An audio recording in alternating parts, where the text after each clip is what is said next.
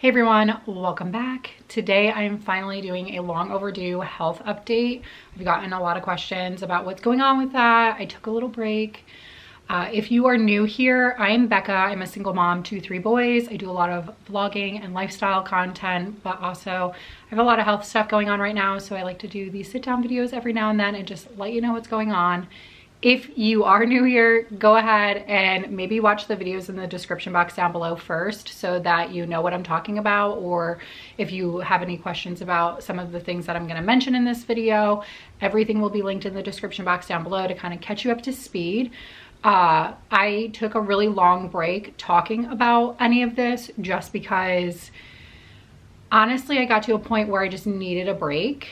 I needed a break from going to the doctors. I needed a break from talking about it. I just needed a break all in all. And so I just took a break, really. But I have had a few questions about, you know, what's going on with it. If I still get my headaches. Yes, I still get the headaches. I will get those headaches because those headaches are caused from a spinal leak. I will get them until the issue is fixed. Like, it's just, so I've just kind of learned to live with them, to be honest. Like, that's just what it comes down to. It's kind of like, just like a chronic pain type of thing situation, right? But I did take a break. I found out in July I had a angiogram, which is where they take it's like a needle and a camera to do pictures of the aneurysm I have, which happens to be right behind my left eye. So they did a procedure called angiogram where they take, basically it's like almost like a catheter that goes through your vein to put contrast in your veins so that they can better see the aneurysm. And then they like took scans of my brain to see it and really get a good look at it. And whenever that happened, he had told me, my neurosurgeon had told me that he felt like I should get it stented. He said that it is, I believe he said it's 4 mm. Which isn't too big, but it's not small either. It's still a concern, but he also said that if I do not take care of it now, you know, I'm gonna have to go in frequently to get it checked. And because of my age, he just doesn't advise doing that. And he doesn't advise waiting until it gets worse because there is a brain bleed risk with it because of where it's situated in my brain. Unfortunately, there is like a brain bleed risk. The risk is very low, but it's still there. So stenting it is what he advised doing. However, with my CSF leak, I cannot have it stented before that is taken care of, because a lot of the procedures to take care of the CSF leak, I cannot be on blood thinners for. So when you have an aneurysm, I know there's quite a few of you here who have had aneurysms or something of the sort and have been through this experience. Definitely leave a comment down below. I love hearing, like, especially like hearing your success stories and what it was like for you. But when you have it stented, you're on blood thinners. So I'll be on 2 blood thinners for 6 months, and then I'll be on a blood thinner for an entire year. And when I'm on those, I cannot have the procedures done I need done for the spinal leak. So I have to take care of that first before I can get it stented. But I do have my stent surgery scheduled, and I have procedures coming up that are hopefully going to get the CSF leak taken care of quickly. With that being said, so the next step is I went in for an MRI. If you follow me on Instagram, I mentioned this on Instagram. I went in for an MRI 2 weeks ago, and it was a full spine MRI, which this was the 3rd time I've done it, and it's like an 1.5 hour MRI. It's not fun. But I went in one more time just to see if they could see anything. And as of right now, what my neurosurgeon and what my headache specialist is saying is basically that since they've done 3 of these now and they cannot see it in my spine, they think that there's a high probability that the leak is actually coming from the vein behind my spine. And the only way they can tell that is if they do a spinal tap, which I was trying to avoid having that done at all cost. If you've had it done before and want to like leave a comment down below of like reassuring me that it's not going to be that bad. If you have any horror stories about it, please do not leave a comment. Please don't. But I'm getting one done next Monday. The nice part is this will give them all the answers they need. It's going to give them everything that they need to know. It's going to give them all the answers. It's just, I am so nervous. Like, it literally, like, I could cry right now. It is so nerve-wracking. I'm so nervous. I know it's a procedure they do all the time. I know it's not a huge deal, but it's a big deal to me. It's not something I've ever had done. It's super scary. It's your spine. Like, they're taking basically what they're gonna do is they're going to do a spinal tap so they can get images of my spine and the vein and everything. They're gonna just go all the way up my spine because they need to see where it is, and it could be anywhere on my spine. So I think the procedure itself takes an hour to an hour and a half. They'll monitor me for about an hour afterwards. So it's not an all day thing, but I do need to lay in bed for the rest of the day. So I have Chris taking the kids. I have a friend dropping me off and picking me up. So the one benefit from this is that they are going to get all of the answers that they need.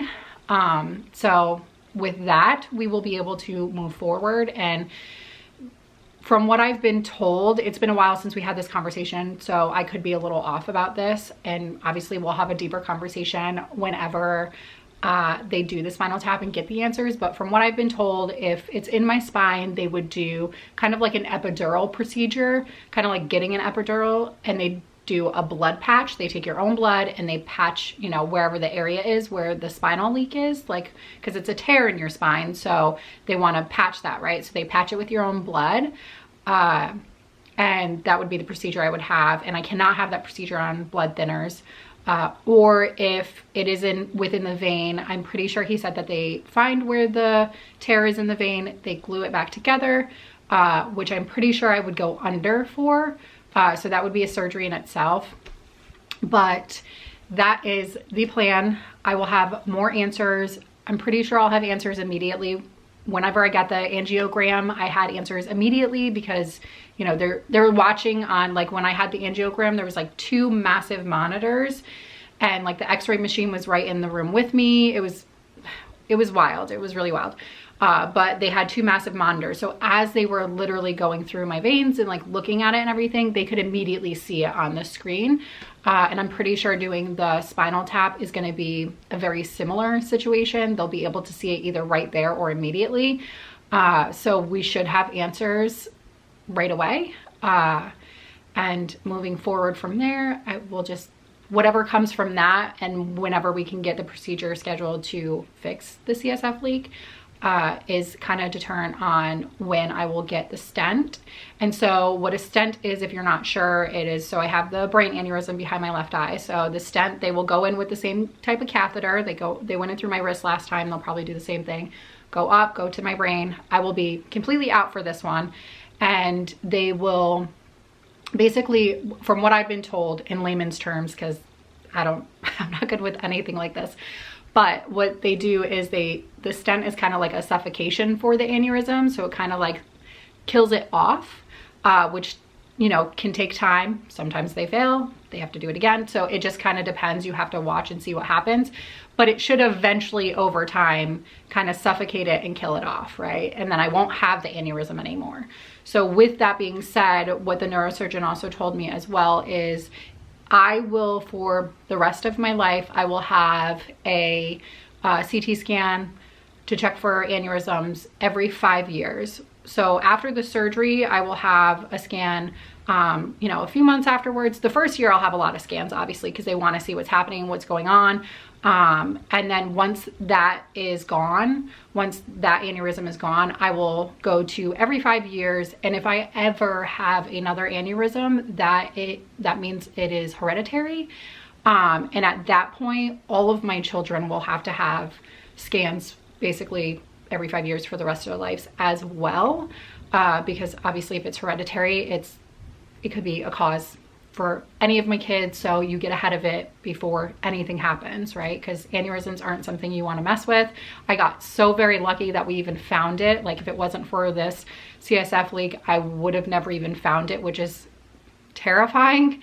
So it sucks going through all of this, but at the same time, at the end of the day, I'm just so grateful that we caught it in plenty of time to take care of it and take care of these other things. So that is what's going on right now. That's what's happening. It is very nerve-wracking, but in the same token, I'm like super excited to possibly get my CSF leak taken care of within the next few weeks, because these headaches suck.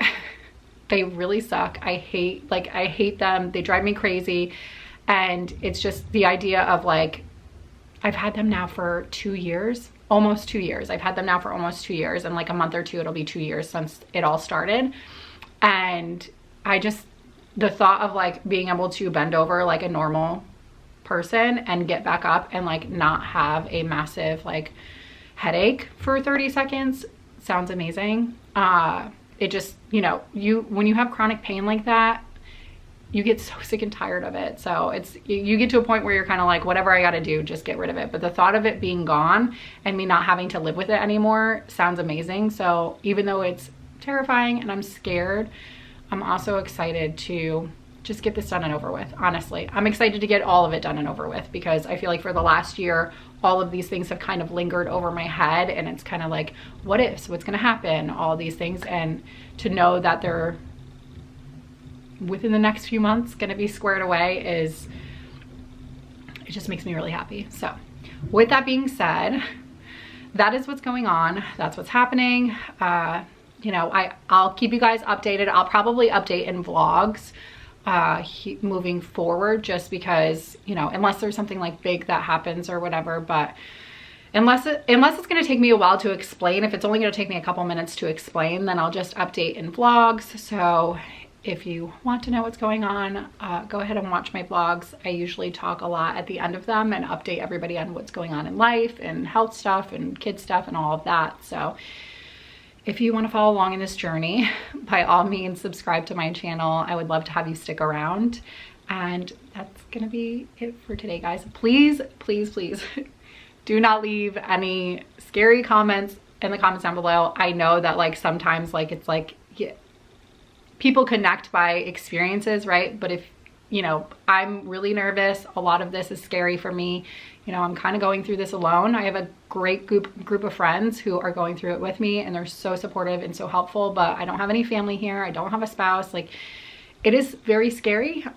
So if you don't have something positive to say about it, please don't leave a comment, just because, you know, it could be kind of traumatizing and scare me even more. So with that being said, thank you guys for watching. Thank you so much for everybody who loves and cares about me, and everybody who leaves like heartwarming comments and really just shows that like how much you care about me. I could never explain to you how much that means to me, since I don't have a lot of family, and since you know, you guys have, a lot of you have become like my family and friends to me. So the fact that you guys care so much about me means the world to me. So thank you so much for being here, and I will catch you guys on the next one. Bye.